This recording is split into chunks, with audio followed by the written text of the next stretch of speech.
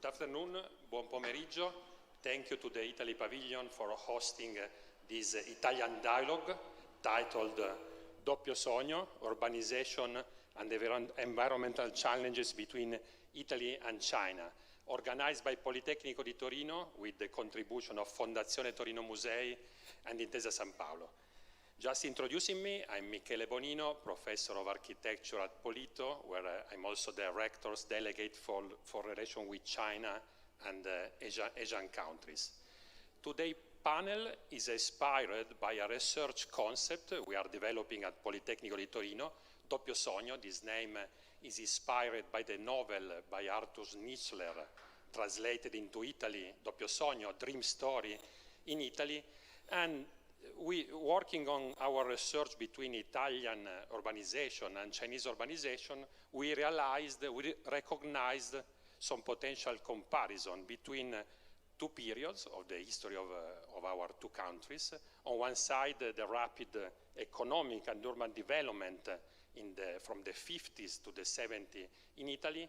On the other side, the very strong acceleration of urbanization in China in the last 30 years. So working on the concept, we recognize a cultural aspect in common, some urban stories that can be put together and told together, some economical and social issue to be discussed at the same level with, of course, radical differences, but also some common path in the discovery of a new society, the urban society. So two dreams of modernity that, of course, also realized drastic change, and environment, the impact to environment was one of the main topics.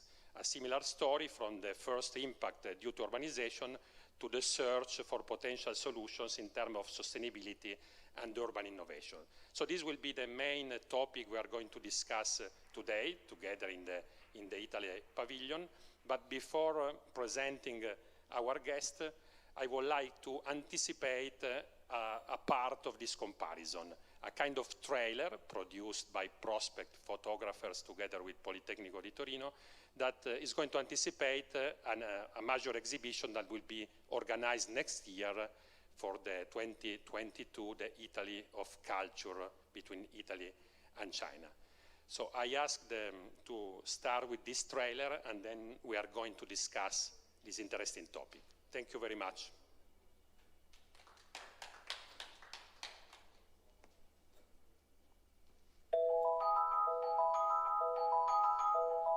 L'autostrada del Sole non sarà soltanto la più bella arteria motoristica del mondo o il simbolo dell'unità tra l'Italia della pianura padana e quella del sud.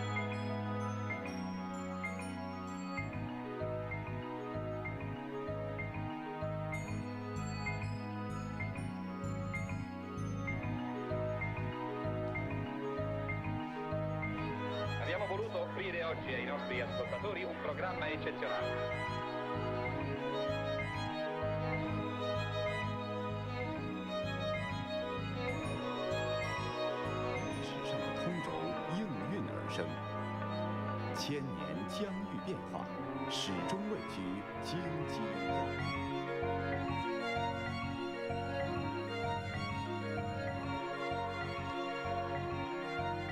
Invece per chi arriva d'oltre confine, Firenze è un capitolo di viaggio insopprimibile.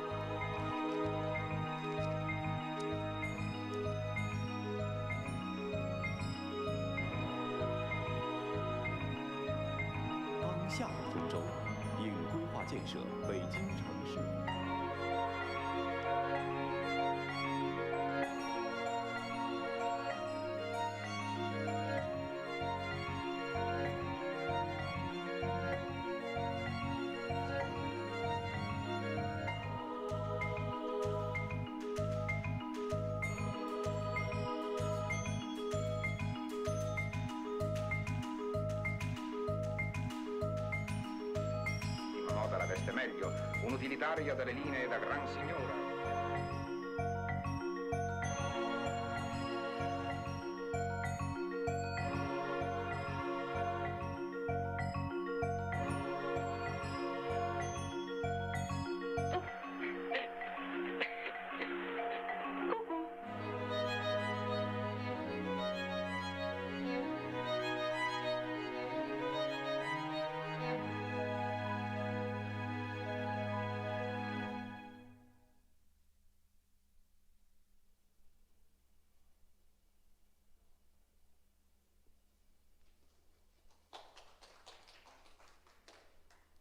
as I said, we are developing this concept together with Tsinghua University in Beijing to produce further steps in the next year, the exhibition and the book. But going deeply into the topic of today, I first invite our guest Carlo Ratti, that is in person in Dubai, to join us on the stage. The guests we have today are well known to the public of the Italian pavilion, but I would like just to summarize about Carlo. His professorship at the Massachusetts Institute of Technology. Is the founder, the principal of Carlo Ratti Associati, as you know, the coordinator of the project for this pavilion. And let me also add, he was a former student of Politecnico di Torino. We met firstly at that time. And together with Politecnico di Torino, he was recently involved. We worked together for the curatorship of a Chinese biennale, also touching these topics. I remember the section Artificial Ecology in the Shenzhen Biennale of Architecture and Urbanism. Eyes of the City was our joint contribution to that biennale in 2019. Maybe we can sit here now because the first speech will be by Peter Wadhams. But before introducing Professor Wadhams, I have to add now that we have a problem from China. So Professor Zhang Li, the Dean of the School of Architecture of Tsinghua University, precisely today had a COVID issue, is now isolated, not possible for him to connect. So we lost one of the speakers. We wish to Professor Jalli all the best for the situation, and hope next time to have him with us in person. Let me introduce our guest, Peter Wadhams, a professor of the University of Cambridge, a member of the Royal Geographical Society, and also a visiting professor at Politecnico di Torino. He recently opened the first doctoral course in Europe dedicated to climate change. He's not here because he's in Glasgow for the COP26 meetings, and from Glasgow he sent to us a video that I ask to send right now, introducing the topic of global climate change. And then together with Carlo, we are going to discuss how architects and planners can move within this big issue that is discussed exactly in this day in Glasgow. So please, first the speech by Peter Wadhams, and then we will start our conversation with Carlo Ratti. Thank you.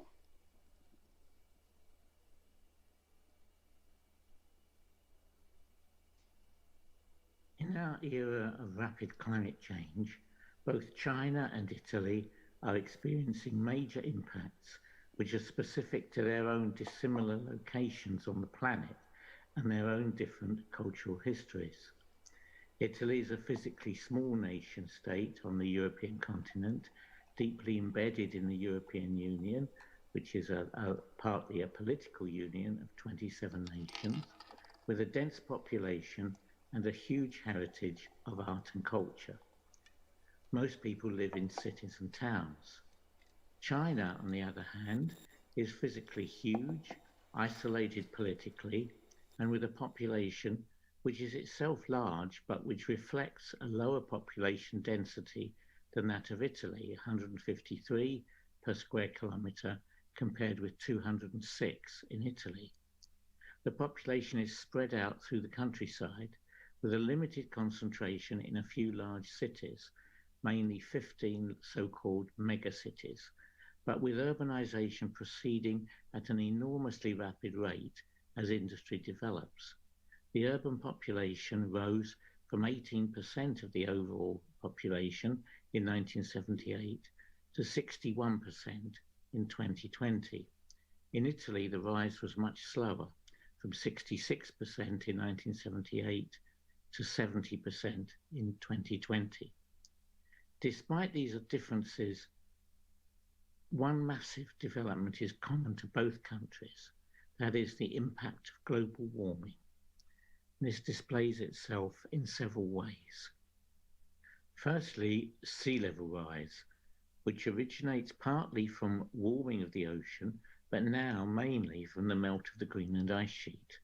This is common to both nations, and of course, virtually the same over the entire planet.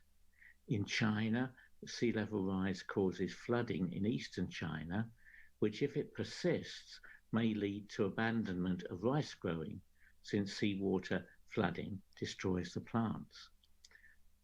2 million people were displaced in 2021 floods in China. In Italy, the greatest damage, culturally and financially, is to the great cities, of which Venice is the most vulnerable example. Secondly, temperature. Now, neither China nor Italy are counted amongst the most rapidly warming areas. These are the high Arctic latitudes, which warm about 3 times as fast as the rest of the world, and this is a very serious global phenomenon. Secondly, temperature. Neither China nor Italy are counted among the most rapidly warming areas of the world. These are the high Arctic latitudes, which warm about 3 times as fast as the rest of the world. But it certainly is the case that the rapid climate change and rapid warming can produce effects such as the breakup of the jet stream, which can cause extreme weather events, hot or cold ones, which can have a major impact. Cases of this were in Italy in July 2021. There was extreme heat in Sardinia, which stimulated unprecedented levels of disastrous brush fires in the region of Oristano, destroying olive groves and other crops. In China, we've had similar large degrees of warming. If we look at the global temperature graph, we see that the rate of warming of the world has accelerated. And that's very, very, very obvious. And in this graph, we see that if we look back to the 19th century, we find that the rise in temperature has been at least 1.5 degrees.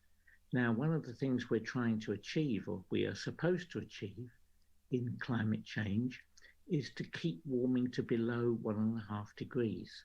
But we can see that, in fact, the warming, if you start early enough in the Industrial Revolution, warming has already reached 1.5 degrees. So we have failed in that aim of the Intergovernmental Panel on Climate Change to keep warming to less than 1.5 degrees. So if we reckon with the amount of warming that is occurring in different parts of the world, then we can only expect things to get worse and more rapidly bad, because we are simply at the moment not doing anything about arresting the acceleration of global warming. So both China and Italy, in their different ways, are going to be experiencing accelerated warming with all the disastrous results that that brings. Thank you. Thank you very much to Professor Wadhams. The topic he raised at the end is keeping 1.5 degree of climate change from the pre-industrial time was the issue, the topic touched by an agreement yesterday, was on the newspaper yesterday between China and US in Glasgow. So something is happening. I think it's a problem where the means of design and urban planning can play a partial role. So of course they are a part of a big and complex situation. But of course, as Professor Wadhams said, cities are one of the fundamental places where this match is going to happen in the next year. Just few data, while cities occupy just 2% of the Earth's surface, they produce 80% of energy consumption, and we expect by 2050 growing the city population from nowadays 4 billion to 6 billion. So you can imagine that this great growth of urban population will impact exactly on that high 80% of energy consumption. and this growth of 2 billion will happen mostly 90% in Asia and Africa. So this is something that cannot leave us as Western architects and planners in our comfort zone, but systematically try to create collaboration and coexistence with other countries. And this dialogue Italy-China was born also for this reason.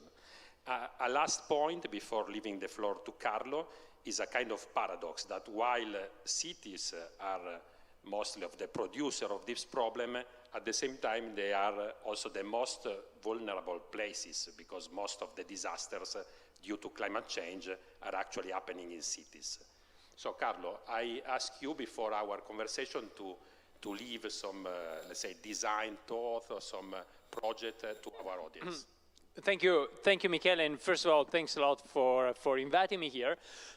As Michele said, by the way, just a couple of words. We are here in the Italian pavilion at the World Expo, and we had the pleasure and the privilege to be involved with the design also involving Italo Rota, Matteo Gatto, and FM Engineering. So if you want later, we can also, we certainly go for a tour of the pavilion, but also tell you more about this. For those of you connected remotely, you can find some information online about the pavilion, but what we try to do here is also related to what we're discussing. It's about trying to do a pavilion where most of the things in the pavilion are recycled or can be recycled, are reused or can be reused, starting from the boats on the roof to all the facade, which are 2 million bottles, now turning the facade of the building, tomorrow turn into something else through recycling. But that was just a small thing I want to say, just because we are meeting here at the pavilion. Having said that, I wanted to share with you a few slides, and then Michele will have more like an informal conversation. Can we see the slides, please, on the screen? Yeah, and the slides I put together really start from the previous presentation and a common challenge that we face both in Italy, and a common challenge faced in Italy and in China. So in this case, however, I want to share with you a project we did recently in the city of Helsinki. But first of all, that's Bucky Fuller. Bucky Fuller wrote a very interesting book in the past century called Utopia or Oblivion.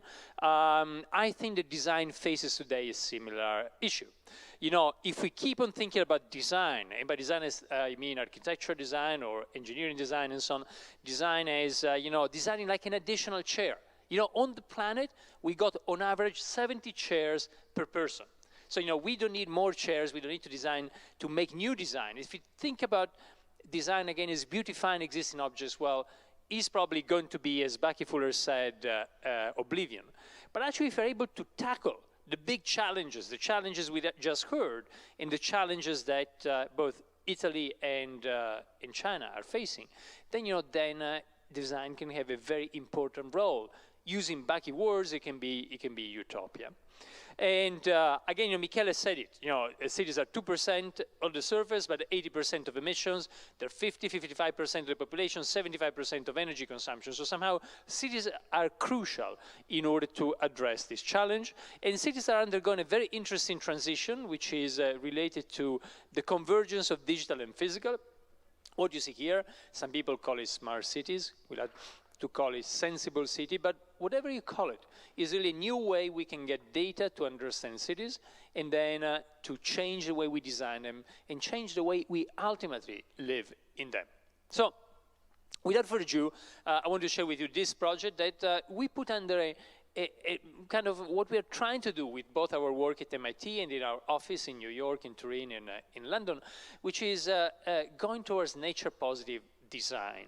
And to do that, we need to take a different approach that I would suggest we could call design at large, which is putting design at the center, but really drawing on many disciplines.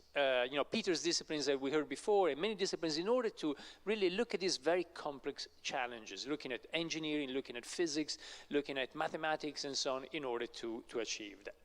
And so what I want to share with you is a project. I decided to pick this one because I think there's interesting lessons both for Italy and China. The project is called the Helsinki Hot Heart. and was the result of the Helsinki Energy Challenge. The Energy Challenge is something that the city of Helsinki ran over the past year and a half. It started, as you see here, on the 27th of February last year.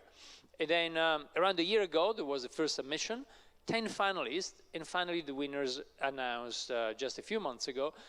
We were one of the winning team together with 3 other teams. Now, the goal here by the mayor was addressed in an interesting way. Usually cities, what they do, cities look at best practices. So you're a city, you're a mayor, look at what has been working well in other cities, and you just replicate it. But actually, what the mayor of Helsinki tried to do is something different. It was, you could call like a moonshot, or what in the US is done by the X Prize Foundation. So you put a prize on the table, $1 million, the X Prize Foundation is usually 1 million euro in Helsinki. X Prize Foundation does something similar according to the challenge. And then, ask people from all over the world to try to compete and find solutions. And the problem here was, how can we decarbonize Helsinki by 2030, especially for the district heating system? Today, there's something good in Helsinki, the fact that the city is heated using this kind of water produced with a local power plant. But at the same time, the power plants are powered by coal, and coal is going to be decommissioned. Well, the plants are going to be decommissioned, the coal plants are going to be decommissioned by 2030. And so the mayor's question was, how do we heat Helsinki in a sustainable way? Now, we put together a team, again, this idea of designing a large team that we coordinated by using, drawing on a lot of different skills and knowledge. Ramble is great engineers covering many different spaces of engineering. Transolar, focusing on climate engineering, based in Germany. SBP, Schleich Bergermann, great engineers for lightweight structures, based in Stuttgart. But also companies such as Danfoss or Schneider Electric, big multinational companies focusing on energy, or even looking at the finances of it. OP is one of the large financial institutions in Finland. In Squintopera, we work a lot with Squintopera. We really work together in this case in order to represent, visualize, and communicate better this project to a broader audience.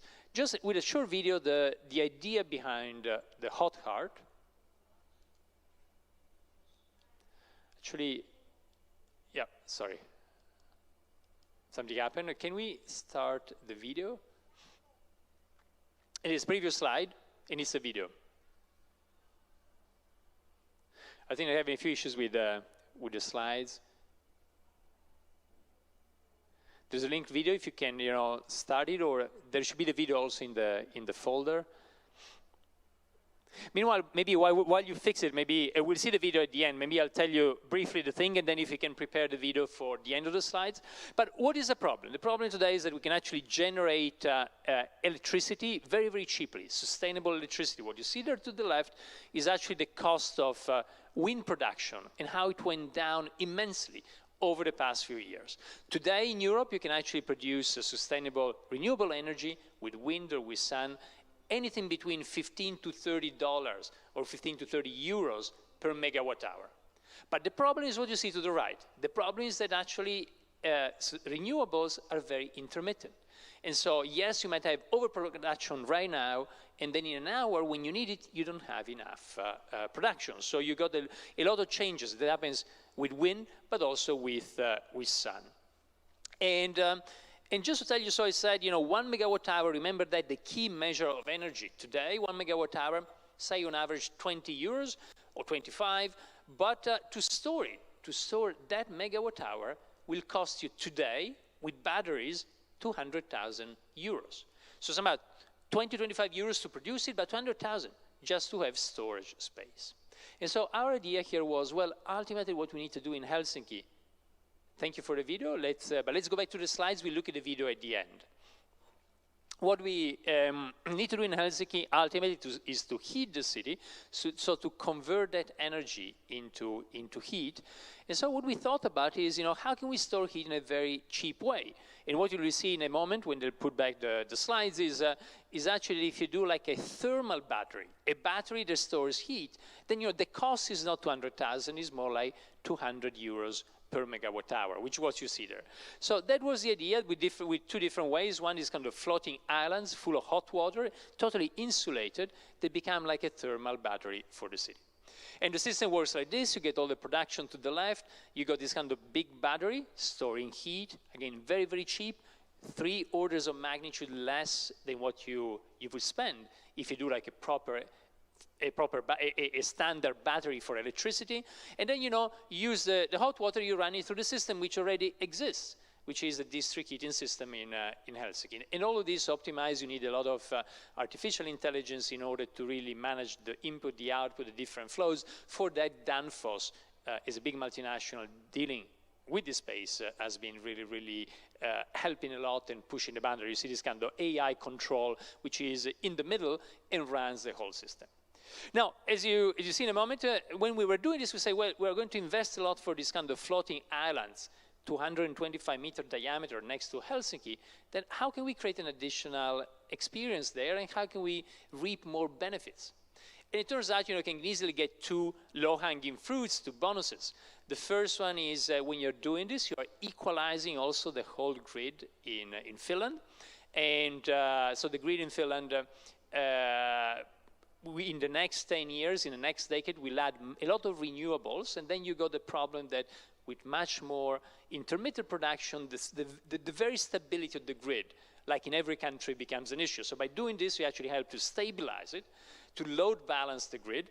And then the other thing is that once you got these kind of floating islands with a lot of hot water underneath, well, why not use a bit of hot water in order to create an experience for people? So if we want to tackle climate change, we need to engage people.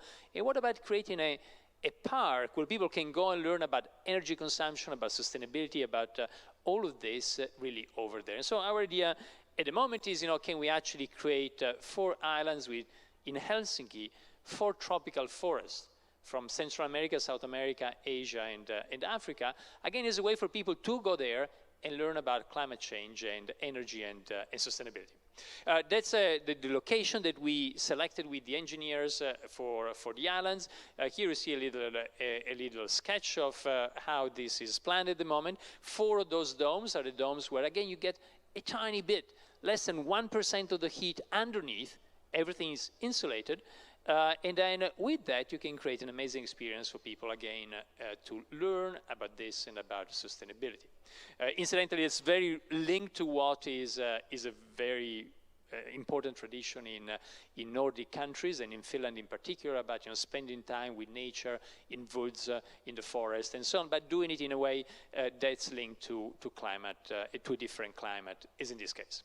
Now, I will not get into the detail. I want to really start the discussion with Michele, but the way they work are very cheap to build. They're almost like bicycle wheels, floating bicycle wheels with this kind of cable stabilizing them. That's a very well-known technology already used by Jörg Schleich in the past. And so if you do this, it's interesting, because basically we can actually decarbonize Helsinki by 2028, 2 years ahead of the scheduled 2030 deadline. You get all the energy that you need for the city with a cost that's 10% less than today. So decarbonize, but you got a cost for people that can be less than what they pay today.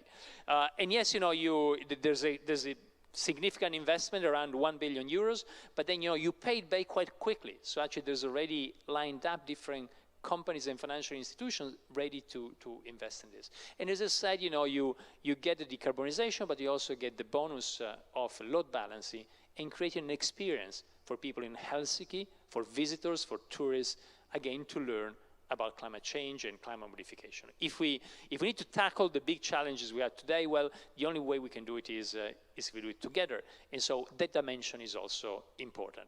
Maybe we can watch very briefly the video, but I want to share this. I deliberately pick an example from another country, not from Italy, not from China, but it's something that can help us in terms of mindset. I think what we need more in Italy, in China, and honestly all over the world is an approach that's based on moonshot. We don't have time to follow best practices. Best practices block the future, lock the future into the past. You look at the past and you copy early lessons. What we need to do is experiment more, think about moonshots, X prizes, something that can help us develop new solutions for our cities. Again, where 75% of energy is consumed globally and 80% of emissions happen. Let's see if I told you the whole story. The video is quite short if you want to see it. If not, we can start the conversation. Can we, I'm asking the technologists down there, can you... Yes. We're excited to present to you the Hot Heart, an innovative solution to decarbonize Helsinki. Here is how we do it.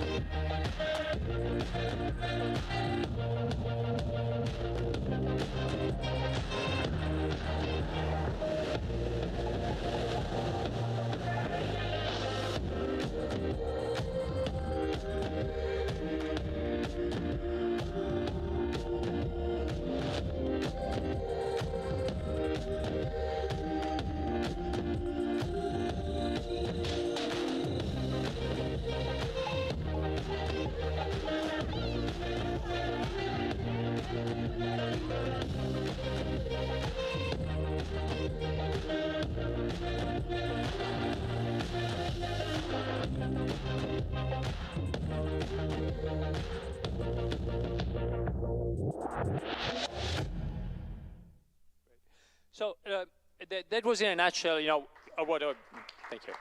It was in a nutshell what I wanted to share, but by the way, let's keep in touch through the usual social media channels. But Michele, that was we are all in this together. And when I say all in this, is everybody on the planet. In particular, today we're talking about Italy and China, and so that was just more as an approach where I think that our countries can actually try to innovate in the way we transform our cities and get to net zero carbon, as most cities committed in China and Italy by 2050. So there's going to be a big challenge.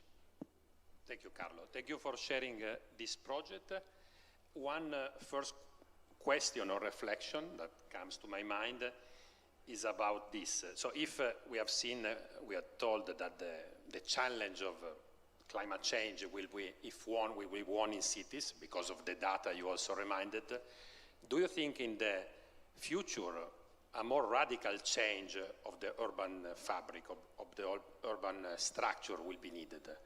I will explain better. So in your project, what is radical, what is the big change happens out of the city, in the middle of the sea, being an international, a global attraction, but the city itself, in the general principle, doesn't change radically. And maybe it's good because we are used to cities that are similar from centuries, and we like this. We like the city center, we like the structure.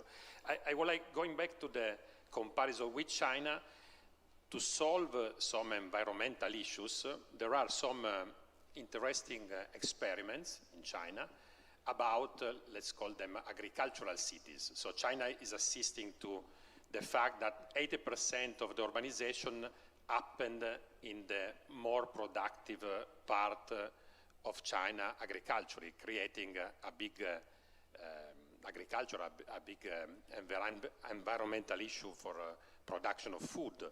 And so some experiments are originating about really mixing agricultural production and urban life, bringing agricultural heavily in the center of the cities. So I know one of the research direction of your office is trying to, together along with the typical extension of the city towards the nature, towards the countryside, that was the typical from centuries, also trying to bring back to the cities natural landscape. What do you think about the topic? No, I think it's a great point, Michele. Thanks for mentioning that. let me say, I don't think we have the option to rebuild all the hardware in our cities. I think that comes with a huge energy cost. And most cities think about the city of Paris that with Anne Hidalgo has been trying to push many environmental policies. For instance, a city where today you cannot, or before the elections, you couldn't demolish buildings, you had to reuse most of the concrete just because of the incredible energy cost and related emissions that you have in building the city. So I wouldn't expect giant changes in infrastructure. But I would expect, as you're saying, a lot of changes in the software of the city and how it works.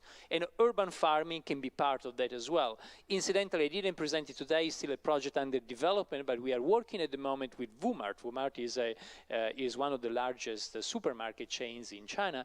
And we're working with them on a tower in Shenzhen, where our proposal is for a tower where, I'll tell you briefly, because it's about urban farming, a tower, when you do a tower like a 200-meter tower, the problem you have usually is to shield it from solar radiation. So you actually want to use special glass or lamellas or whatever in order to reflect some of the radiation. In this case, we said, well, why don't you actually get the radiation, but turn it into food? So that energy coming from the sun, we turn it into food. And so in this, we got a double facade with a lot of robotics inside, and the robotics allows you to turn all the skin of the building into a hydroponic farm. You would not have been able to do this like 20 years ago. Technology wasn't there in terms of hydroponic, robotics, and so on. But you can do it today. Again, it has never been done. That's our bet. But we're discussing still with them, many things. So, but anyway, the proposal that you see published online is with that. And if you do it according to calculation, you could actually get food for 40,000 people. A beautiful experience from the inside where you're working and you got your desk and you see the city through whatever, like a layer of strawberries or salad or arugula or whatever. But also, you use that energy. Otherwise, you'd waste and you turn it into urban heat island. If you reflect it, that energy goes into the city and increase the temperature, you're turning that actually into energy for us, into food that can actually be done at scale. So that was about talking about this, but I would put this in a broader category, which is how can we rethink the way our cities operate? So not really big infrastructural changes, but the software of the city. This is part of it, bringing more nature closer to us, better integrating the natural and artificial also with digital data. Digital allows us to turn the space of the artificial, so the space that usually traditionally is static and doesn't respond well, thanks to intelligence and data, you can breathe a new life into buildings. Buildings can start responding to us like living things. So somehow I see the challenge of bridging the natural and the artificial without disrupting fully the hardware we built. It will be too costly from an energy point of view, but actually by allowing it to work better, by reprogramming the infrastructure we already have. So that's how we see it. And I think also here, I think it's something that probably would benefit, it would be relevant to both countries, to Italy and China, just because, if you think about China's now built a lot of its urban infrastructure, as you see today with a bit of the real estate crisis, it shows that there's been, in some places, even overproduction of real estate. Italy as well is a country where we don't need to build more. There's already too many square meters per person. The population is not growing, and so we don't need to build more. But what we need to do is to reprogram what we have already built. So maybe here again, there's another thing for those of you who are now listening from China or from Italy.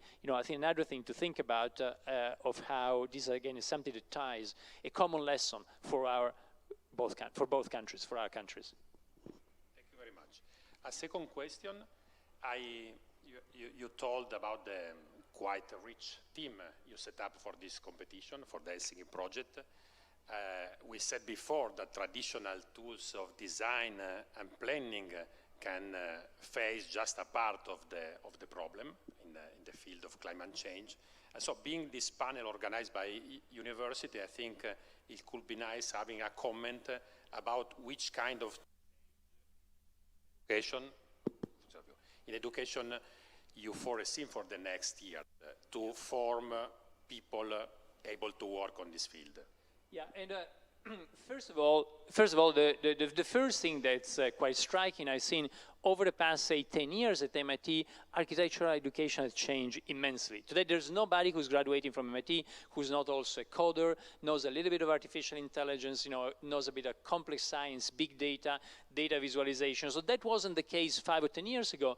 It is the case today. So that is happening. Maybe not as fast as practice demands, but it is happening. By the way, I see in the audience here in the pavilion, Ben Piper. You know, Ben and I were at the Media Lab that was around 20 years ago, a bit less. And, you know, the Media Lab has been an incredible place at MIT where really we were working together with you know, not only with engineers and designers and architects, but, you know, people coming from mathematics, from programming, from sociology. Marvin Minsky was a professor at the time who was one of the leaders in AI, in artificial intelligence. So somehow that thing, I think, is going to be more and more important. So how can we create places where different people and professions interact? And that's what we try to do also at Sensible City Lab at MIT. You know, around out of the more or less 50 people working at the lab, you have the same kind of mix. And at the beginning it's tough. It's tough because we speak different languages. I don't mean languages like Italian, Chinese, and English. I mean languages, we talk about the same thing, but people from economics or architecture use different technical languages for the same things. But after a while, that's super exciting. They're super exciting because really the most interesting things as well today are in those boundaries between disciplines. You know, that's where, in the cracks between disciplines is where we can make most progress. And so that's where we can use the tools of design in order to explore new worlds. Thank you so much, Carlo. I ask into the audience if there are any questions. Please, Ben. I think somebody can give you a microphone. Because there is people in streaming, so you can. No, for people in streaming and yeah. Well, thank you very much for an illuminating talk, and great to see you, Carlo, and Michiel.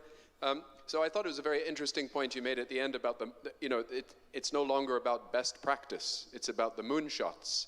And I wonder if you could just expand on that a little bit more. I mean, how are we to educate, you know, students? How are we to determine what is worth taking those moonshots on? And doesn't that destabilize the whole approach towards knowledge and technological innovation, essentially standing on the shoulders of giants? But you're saying throw all that away and try completely different beginnings. Well, yeah, and no, thanks, Ben. I think that's a very important. I think it's a very important point. Now, we had to do that during COVID, for instance. The thing about COVID is that, you know, mayors and cities all over the world didn't have best practices, simply because cities, yes, lived through many pandemics in the past, but we didn't have any recent best practice. You know, Venice in the 14th century lost 60%, 60 of its population because of the Black Death, because of the plague. But, you know, but again, you know, they reacted at the time, but in the past 100 years, we didn't have very severe pandemics. And so mayors all over the world didn't have anything to look at to say how to behave. And so what happened? This is something we wrote an article together with Richard Florida about this, that was starting again from the lesson learned from in Paris, is that, you know, we had to try new things. We had to try moonshots. We had to do trial and error. And I think that's sorely needed because innovation requires that. If we keep on looking at the past to extrapolate in the future, we move too slowly. And that kind of trial and error, by the way, is very similar to what nature does. I like to think that as designers again, I mean, architecture design, engineering design, you know, you name it, design at large, we are kind of mutagens. Like nature does, you know, we produce mutations in the built environment, in the artificial, and then we see what works, what doesn't work. Now, if you want to be real mutagen, accelerate the process and innovate faster, what we need to do is a new approach, again, based on trial and error and this. Now, going back to the second part of your question, which is, you know, how does that translate in the way you teach people at the university? I'll tell you just one small thing. I mean, there's probably, I mean, there could be a conversation, a conference on its own just about that, how we should change architecture education, urban planning, engineering education in universities. But I'll tell you just one simple thing. My impression is that today we're exposed to many, many ideas. It's easy to be creative. You just go on the internet and you find, you know, zillion of people trying the craziest things. So you just are exposed to many ideas. So what is becoming more and more important is, yes, generating ideas, but we are saying you can find them around. They are basically, they're saturating our multi-channel environment. I think the important thing is to tell a good idea from a bad idea. So the only thing I want to mention is what we are trying to tell our students today is how they can develop that. That's something that actually Hemingway, in one of the last interviews he gave at the end of his life, I think for Vanity Fair, called the bullshit detector. So if I had to say one thing to the students is really, yes, be creative, develop new ideas, but the most important thing is develop your bullshit detector, be able to tell a good idea from a bad idea, and if you're able to do it without looking at the past, at the lessons learned in the past and the best practices, then you got a great skill that can help innovate in the built environment. Grazie, Carlo. Thank you very much. I think this can work as a conclusion of this panel. Thank you very much, Carlo. No, I think no, sorry, I wanted to say something. One more question. No, it's not a question. Please. No, there is one in the audience. No, I was about, this doesn't work anymore. Okay, if you can keep all the mics on, this would be good. No, I was joking. I was saying you wanted to conclude on a bullshit detector, so let's conclude on something else. So let's hear another question from the audience. Yeah, it's not a question. You just, I think you just answered to my doubts. So I'm not young anymore. I don't consider myself anymore young, but I feel sometimes older because I have not studied properly languages, maybe. So I feel not comfortable in the future sometimes. I feel myself learning on the job, so I need to be more on social media. I need to be more pay more attention on the language, on the system. So for a not anymore young, middle-aged person, what can we do? We must adapt. I think we should remain as human as possible to add value to the technology, but what we can do to still be alive in the world that is changing and to contribute. Yeah, no, thanks. Thanks. And if I understand correctly, your question is about, well, change is a struggle, and especially if you have graduated, if you are in the workforce, how do you keep adapt? How can you still be relevant when everything is changing so fast? And here again, another point maybe you can say, going back to Ben's question before, is about how we think about university education. Now, in the past, university education certainly was, until probably a few decades ago, was you study, you learn a lot of stuff until when you are whatever, according to what you're studying, by 23, 25, you do a PhD, up to 30, you learn, and then you put it into practice for a few decades, and then you retire. But certainly that model doesn't work anymore. When things are changing so fast, it's almost like you need to keep learning across your entire life. And we're seeing that more and more, most universities are doing this continuous education programs, professional education programs, but I think it's really a mindset, a changing mindset. I tell some Italian students still today, and maybe that's another thing to think about when you look at, for all of you connected online, to think about the difference between Italy and China. But in Italy, what happens is the students are still thinking, I'm going to do my first degree, the bachelor, master, maybe a PhD, and then I start working. I mean, that's not what you want to do today. You want to do one degree, and then you want maybe to work for 5 years, and then you do something else. You do your master, maybe in a different field, and then you learn something else. You are again relevant. So I think your question about relevance is very important. And what it changes so fast, we need to find a new way that we can transform ourselves. Maybe the same challenge we said about cities. They need to adapt fast. We need also to apply to ourselves. How do we adapt to a changing environment? It's kind of a feedback loop between the two. And so this, I think, is a better note to end than the bullshit detector. So Michele, your turn.